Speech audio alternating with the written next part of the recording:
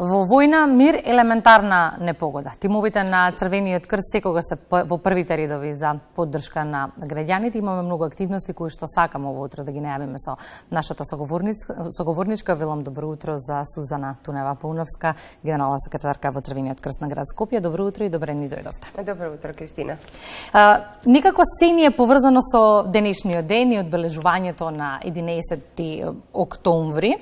Во тој контекст некако го врзувам и првото прашање, бидејќи вчера барав некои податоци кои што поврзани со Црвениот крст и целата оваа приказна, кои што ми покажаа дека на нашите простори организирани активности Црвениот крст има уште од почетокот на 20 век, особено во Скопје во 1912 за време на Првата светска војна, и од тогаш до денеска и растете како организација и тимски сте подобри.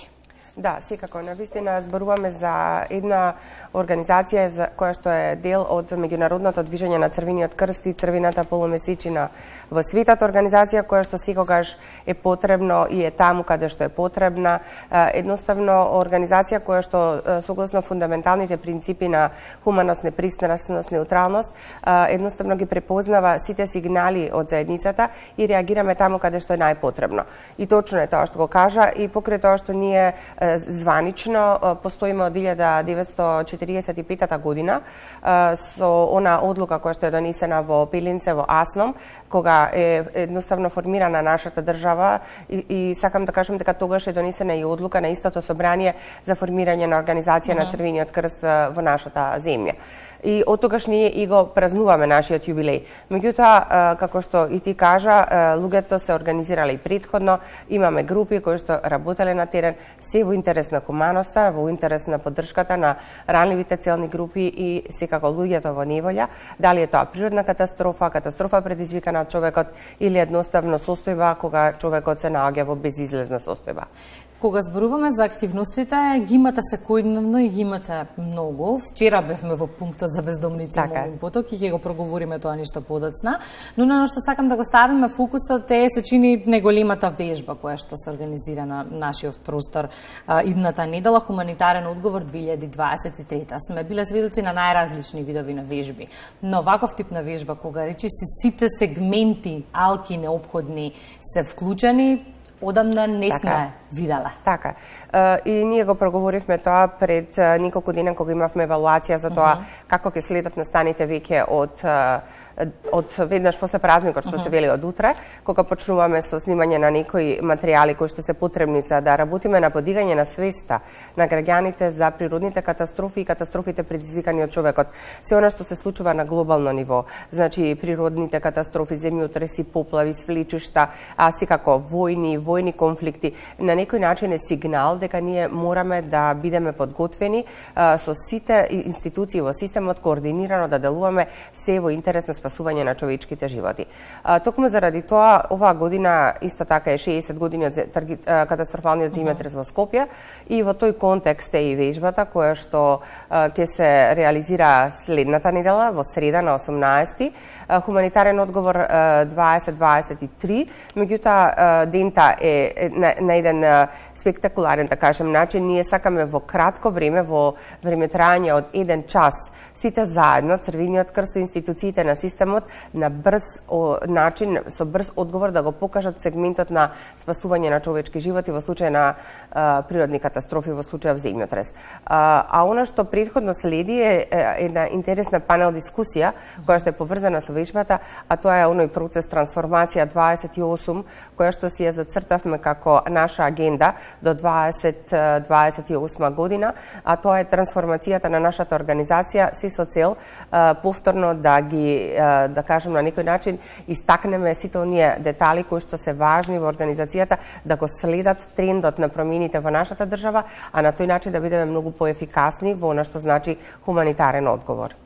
Ако во нешто не треба да се сомневаме, и треба да сме спокојни, ако може така да се каже, имајќи предвид како несигурно секојдневие живееме, тоа е интервенцијата на Црвениот крст во секакви можни услови. Што ве прави, Сузана, толку вешти и организирани низ годинива? Јас мислам пред се системот кој што го имаме создадено, а тоа е она што секако во една организација е најважно, токму да се знае позиционирањето на секоја програма, на секоја програмска активност и системот за брза реорганизација. Тоа значи дека ни треба слепо да се водиме кон одредени програмски активности и план за акција, ако теренот покажува некои други сигнали. Мислам дека тоа е клучно и исто така е многу важно онаа стратегија која што имаме донесено на секои 10 години. Во случајов работиме на стратегијата 2030, каде што ги истакнуваме сите оние потребни елементи кои што ни се важни за нашата организација. Тука зборуваме за волонтерскиот менеджмент, одговор и действување при природни катастрофи, катастрофи предизвикани од човекот и секако она што значи одржливост на нашата организација со сите програми и програмски активности во координација со фондовите кои што се во државата, во регионот и во Европа. Тоа е тоа што на некој начин, да кажам, е ставено во некои рамки, меѓутоа нешто што исто така е важно е волонтаризмот.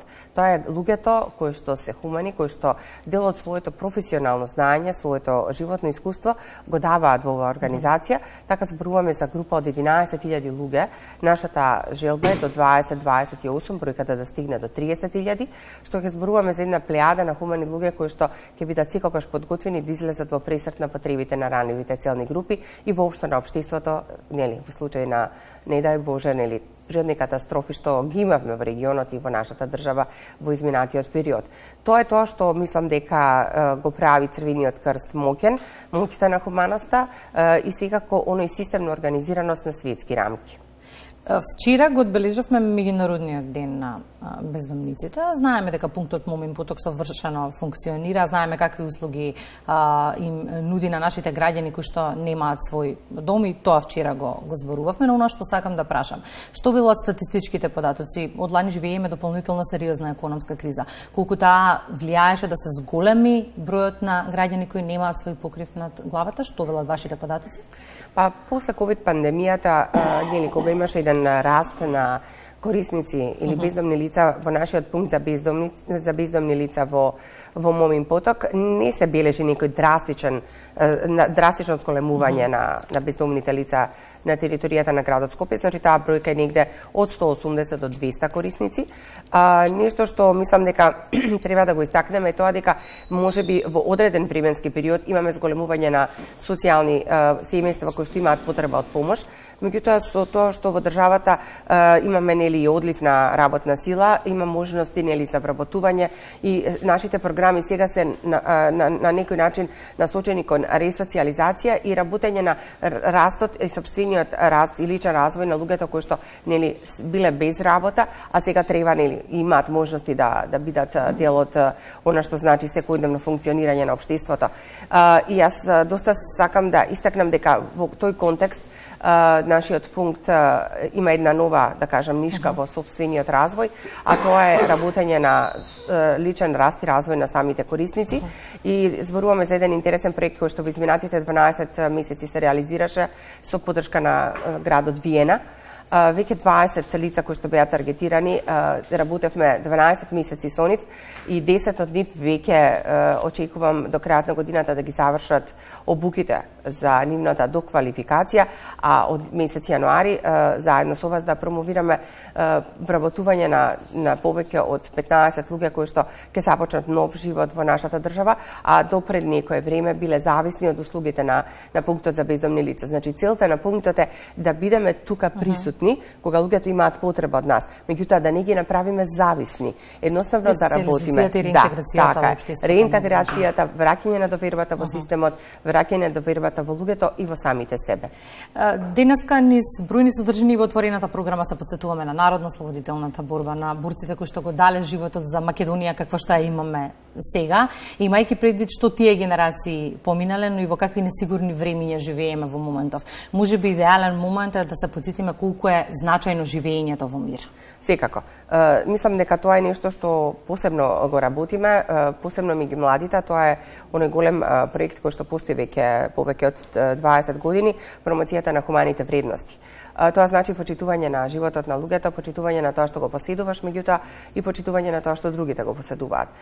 Тоа е нешто многу важно заради тоа што се што значи комплетна, да кажам, дестабилизација во општеството, значи комплетна дестабилизација на семејството, на личностите, и тука веќе зборуваме за еден систем кога едноставно луѓето се наоѓаат во безизлазност.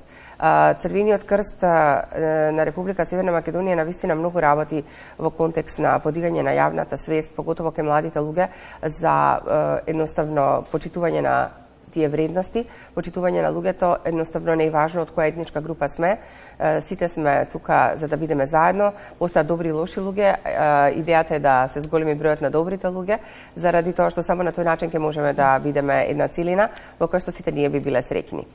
Благодарам, Сузана, за гостувањето во Македонија наутро, во отворената програма на денешниот ден кој што е особено значаен за сите нас. Ние се гледаме повторно од понеделник, бидејќи и вие ќе имате полни рад работа, а ние ќе известуваме за тоа. Да, ви благодарам, навистина се радуваме на тоа што сакаме да го споделиме веќе од понеделник, заради тоа што ќе имаме гости од 11 држави во Европа и сите заедно со институциите на системот сакаме да покажеме колку ние можеме да делуваме во такви моменти. Благодарам.